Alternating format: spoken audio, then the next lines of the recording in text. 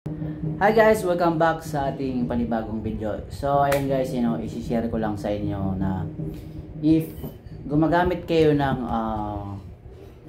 national ID guys, yung ganito pa, yung hindi pa siya hindi pa yung plastic talaga, yung naka yung original talaga, yung may kulay na, naka PVC type na siya.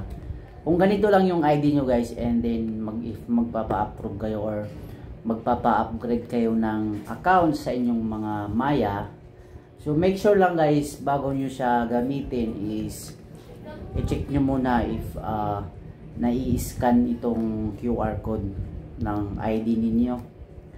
So para ma-verify ninyo is pumunta lang kayo dito sa inyong cellphone, and then i-type nyo guys dito sa inyong browser. So wait lang, open ko na yung browser. And then hanapin nyo lang yung PhilSys verification. So kung alam nyo yon, i-search nyo lang dyan. Ito guys, yung PhilSys verifier. So yung pinakaunang lalabas dyan guys, ayan yun, yung pinakaunang link. I-click nyo lang yan, yung may nakalagay na version 2. Click nyo lang, and then i-try nyo i-scan guys, or i-check nyo yung kung nai-scan nyo yung ano nyo. So try kong i-scan yung akin.